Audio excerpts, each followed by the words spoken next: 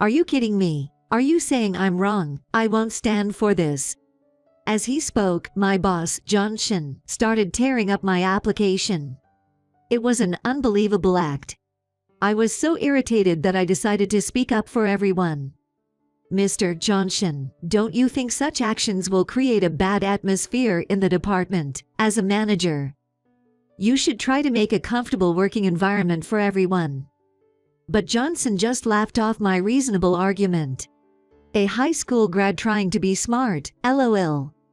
The atmosphere is worse because of high school grads like you, lol. This company doesn't need incompetence like you, so just quit, lol." My boss, Mr. Johnson, finally announced that I was being fired. "So, you're saying it's okay for me to quit?" "Of course, in fact, you can leave right now if you want. There are plenty of people who can replace you." I thought this man was hopeless. He definitely needed a serious wake-up call to change his ways. Understood. My name is Matt, and I am 35 years old. I am currently working in production management for industrial equipment. I had been working in a factory in China as an advisor for about 7 years. But now, for some reasons, I've been called back to the headquarters in Japan. It's been a while since I've worked in Japan, but I'm excited. China wasn't bad, but after all, I am Japanese.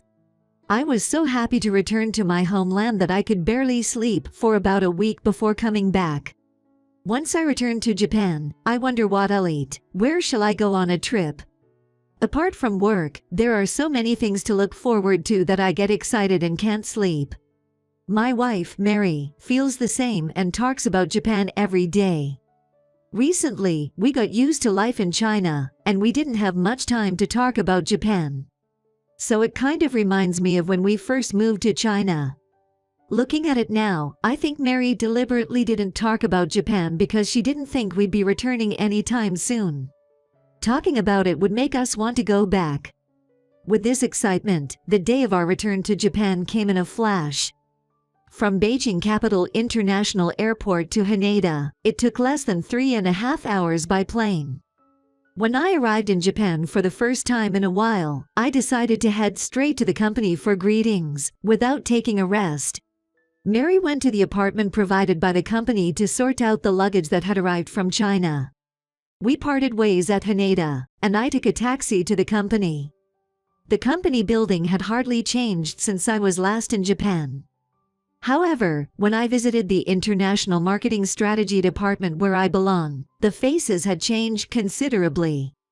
The department head was not someone I knew, it was a man of my age named Jones, who was in charge. I knew him by face, as we joined the company at the same time, but I'm pretty sure he was in the business planning department. I knew he was talented and fluent in English. So it's likely that upper management noticed and transferred him here, where there's a lot of interaction with overseas. Certainly, it seems like a reasonable personnel decision. Then, I was introduced to the manager under Jones, a guy 5 years younger than me named Johnson. According to Jones, Johnson had just transferred from the Osaka branch right before my return to Japan. Thinking about it, I felt our situations were quite similar. I thought he might be struggling a bit in unfamiliar territory, so I was ready to support him warmly, even if he made a mistake. But as soon as Johnson met me, he bluntly asked, "Are you the new guy starting today?" Thinking he might have mistaken me for someone else, I was about to tell him that I wasn't the newbie. I am not the new guy. However, at that moment, the door opened, and a man walked in. "I'll be under your care from today. My name is Williams, pleased to meet you." It turned out that Johnson had confused me with Williams, who was transferring to our department today. But still, do I really look that young? I later found out that Williams is 30 years old. While a woman might be pleased to be thought of as younger, as a mature man, I started feeling a bit insecure. Does looking so young mean I lack authority? As I was pondering this, Johnson seemed to lose interest in me and left the room. Even though it was a complete misunderstanding, I thought a simple apology would have been nice. Maybe he left because he was embarrassed about the mistake in front of me. I decided not to dwell on others' mistakes too much. However, I later realized that my judgment was wrong. Johnson was that kind of person from the start, frequently belittling others as part of his daily routine. He was the worst kind of person who never admitted his own mistakes. Moreover, even as a working professional, he was overly concerned about educational background. How can someone with just a high school diploma be here? It's incomprehensible. Wish they'd just quit already. He didn't say it directly to me, but he made sure I could hear it. Indeed, I only have a high school diploma. I know some people think it's odd for someone like me to be in this company, which is generally considered prestigious. But I've never felt outperformed by my colleagues with college degrees in my work. There's no reason I should be spoken to like that when I'm competent at my job. Faced with Johnson blatantly insulting me, I decided to confront him directly. "Excuse me, aren't you blatantly mocking me? If you're going to say it loud enough for me to hear, I'd rather you say it to my face. Instead of ridiculing someone, why don't you focus on your work?" "Aha, so you didn't notice. I fought with a high schooler's brain you wouldn't catch on, but you did. If you want me to say it directly, I will." With a condescending look, Johnson began to speak. "Everyone in this company, except you, is a college graduate. Everyone, you get that. Having someone like you here makes the whole company look bad. Just by being here, you're a nuisance to everyone." I was astounded at how much Johnson could belittle someone he'd only met a few days ago. But once he started, it seemed like he couldn't stop. "In short, your very existence here is a nuisance. You might think you can do your job, but the level a high school graduate can achieve is inherently low. You never did any exam prep, right? So, you've never really known what effort is. That's why you're useless here." Hearing this, I went past being angry and just chuckled. It was the first time I had seen someone so obsessed with academic credentials since becoming a working adult. In other words, it probably means that he's lived a life where he couldn't compete in any other way. It was so absurd that I just had to laugh. Seeing me laugh, Johnson was furious. He must have felt mocked. "What are you laughing at? Laughing during a conversation like this just proves high school graduates lack common sense. That's why you're ridiculed." Feeling humiliated by being laughed at, Johnson also ended up laughing. He probably thought he was getting back at me by doing the same. It was truly ridiculous. Thinking that such a man had become a manager was disappointing. What criteria does this company use for its personnel evaluations? Anyway, I felt that continuing the conversation with Johnson was a waste of time, so I left the scene. Johnson seemed to think he had won the argument, his face brimming with smug satisfaction. Then, he started to badmouth me again, loud enough for me to hear. It was irritating, but I decided to ignore him, fearing that engaging further might make me seem as petty as him to others. When I got back to my desk, Williams, who I had greeted on my first day, approached me. "Matt, you worked in China, right? I'd love to work abroad in the future too. I'd be grateful for any advice you could share." After the recent argument with Johnson, Williams's refreshing demeanor felt especially pleasing. But it made me wonder, had Williams not heard any of my exchange with Johnson? Worried that talking to me, someone disliked by the manager, might make it uncomfortable for him in the department, I asked Williams, "Did you hear the argument I had with the manager earlier? It's pretty clear that Johnson doesn't like me. Are you sure it's okay for you?" "What do you mean by okay? I heard it, but him judging you based on your educational background is absurd. Once you go out into the world and start working, educational background doesn't matter. Bragging about academic credentials alone is a failure as a professional." Williams confidently criticized Johnson. Choosing to side with me over Johnson shows he can calmly judge people. He's much more promising than Johnson. Besides, I've heard that you successfully improved productivity by over 30% in a factory in China. That's an incredible achievement. It was even a topic of discussion at the headquarters. I think Johnson's attitude towards you is not just about educational background but also jealousy. It's a bit embarrassing to be praised to my face.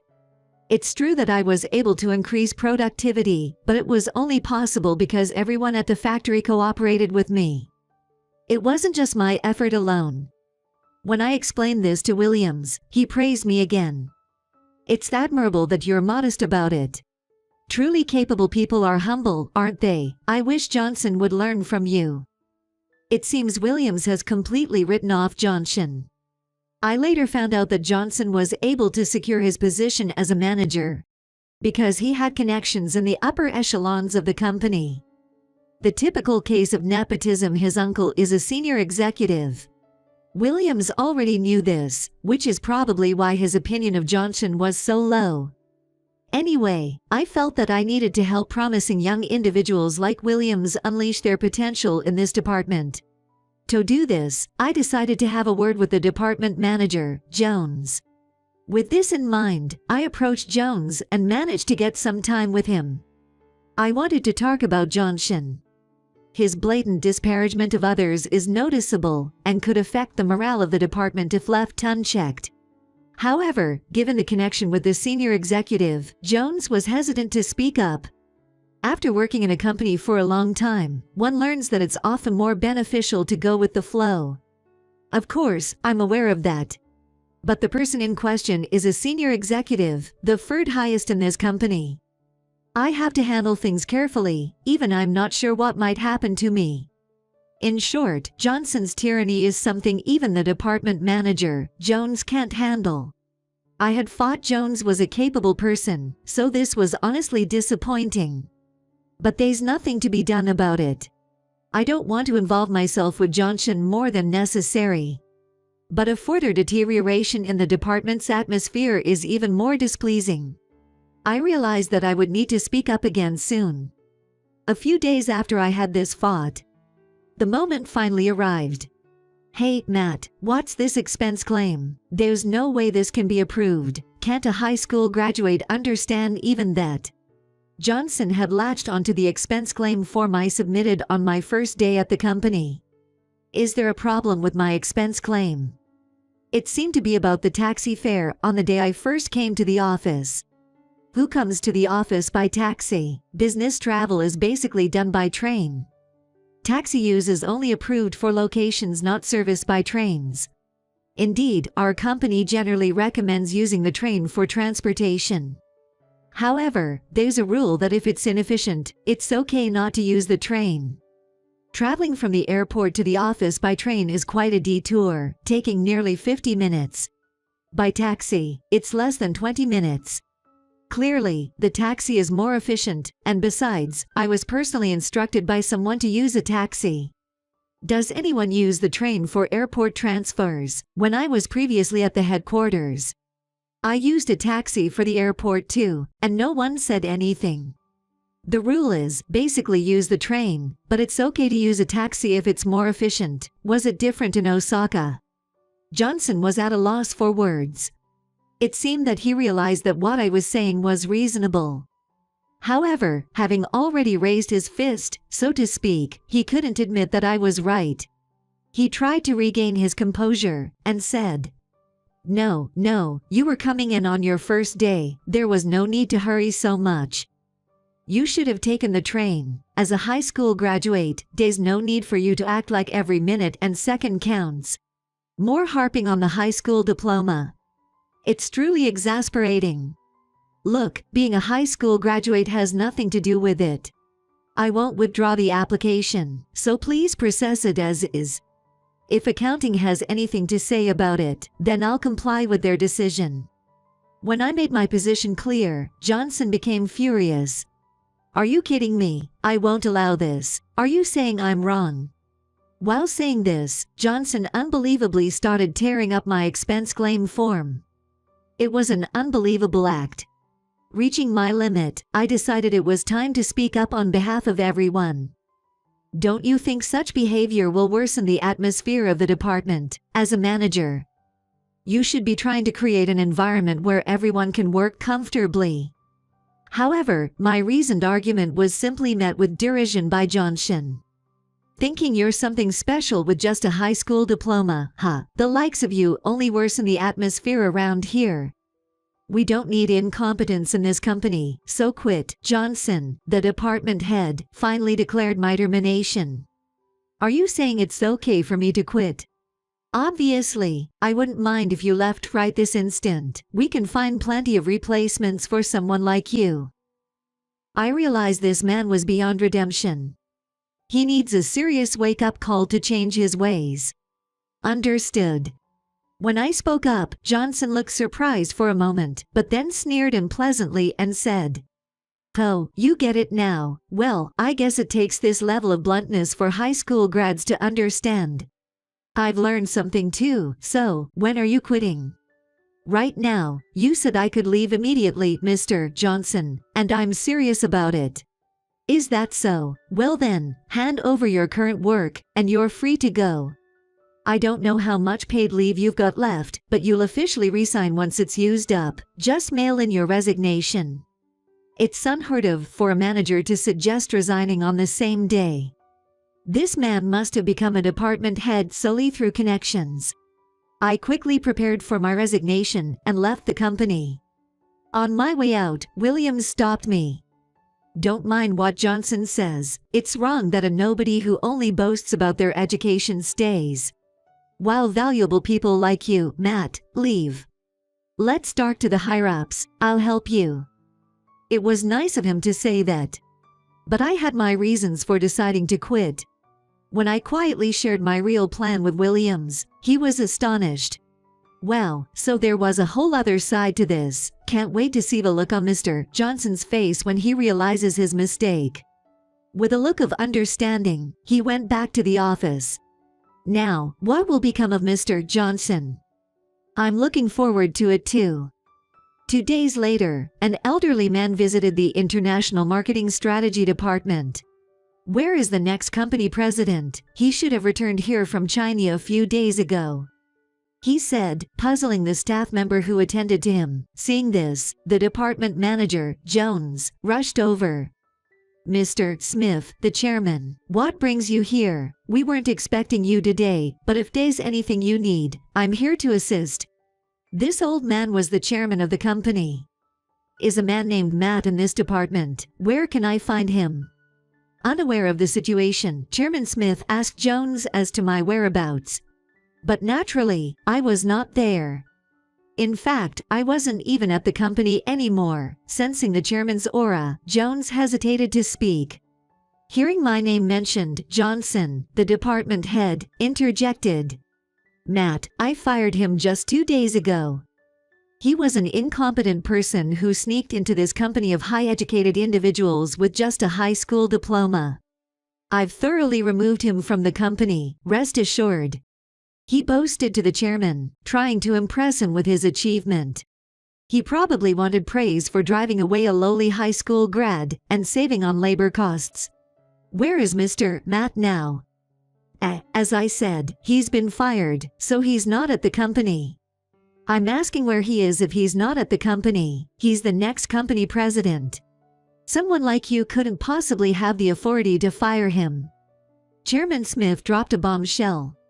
Johnson, the department head, seemed bewildered for a moment, not understanding what was being said. What do you mean, the next company president?" "Exactly as I said. He's almost officially decided as the next president. We were about to introduce him to the media as the next company president, so, you're saying he's not here today, right?" Johnson's face drained of color. His knees shook, and sweat poured out profusely. "I'll call him right away to ask him to come to the office, no, to request his presence." Johnson hurriedly dialed my cell phone. When I answered, he immediately started apologizing. "Is this Matt? This is Johnson. I'm terribly sorry about what happened before. The chairman is here now and would like to speak with you. If it's convenient for you, could you please come to the office?"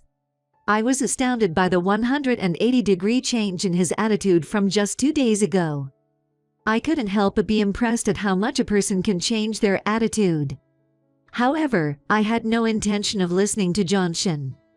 What are you talking about? You're the one who fired me, remember? You're no longer my boss or even a colleague. Don't call me out of the blue. My firm rejection left him in a panic. Please, have mercy. I was out of my mind then. I'm truly sorry. Please forgive my foolishness. Foolish, more foolish than me, a mere high school grad, whom you ridiculed so much. Don't say things you don't mean. This is pointless. I'm hanging up now. I'm really sorry. Please, I'm begging you. In the end, Johnson was crying and kept apologizing repeatedly. He must have felt tremendous pressure with the chairman listening right next to him. No matter how much he strutted around as a relative of the executive vice president, in front of the chairman, it meant nothing. A fox borrowing the tiger's might is powerless when faced with a beast stronger than the tiger or a hunter. Dealing with Johnson was a waste of time, so I just hung up the phone. He called back several times immediately after, but I ignored all of them. Eventually, I blocked his number. Actually, I am the grandson of the chairman. My last name is different because he is my maternal grandfather. The chairman's only daughter, my mother, left home almost like an elopement to marry my father. My father was a respectable man.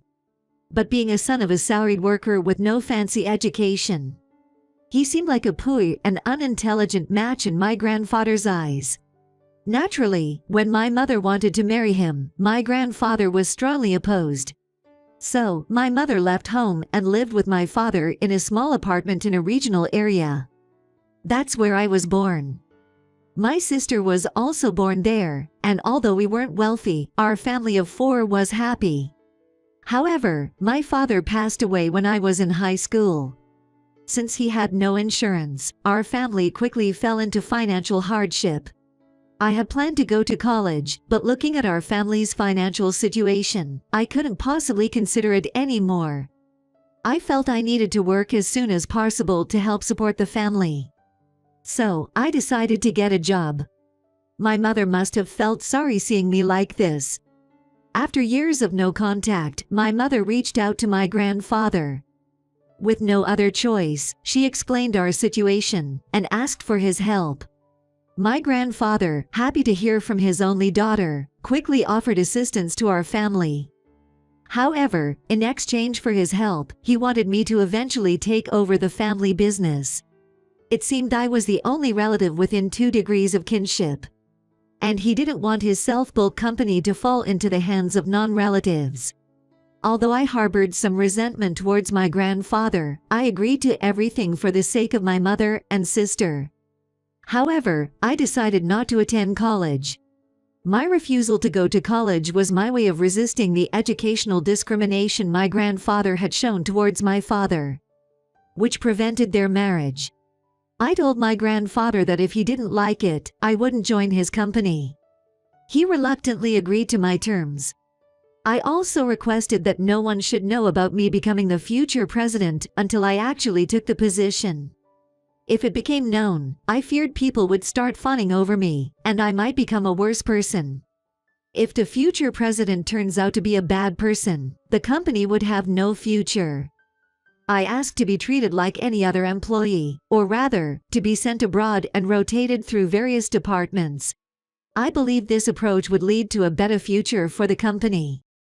That's why I didn't go to college, and how I managed to join this company full of college graduates. The current president is my grandfather's brother. He's quite elderly now, which is why I was called back to potentially take over as president. Honestly, seeing Johnson boast about his family connections made me wonder if I appeared the same from an outsider's perspective. When Johnson fired me, I even thought about quitting for Real. But that would have been exactly what he wanted, and more importantly, it might have troubled my mother and sister. Additionally, since joining this company, there are many people who have helped me and to whom I owe a great deal. Especially in China, the achievements I made were really thanks to everyone's efforts. I've always planned to repay these people when I become president. If I don't become president, someone like Johnson could rise to the top, potentially harming those who have helped me. That's something I simply cannot allow. So, I've decided to definitely take on the role of president after all. In a week, I'll be introduced as the next president in front of the media and give a speech. My name is Matt, the next president of this company.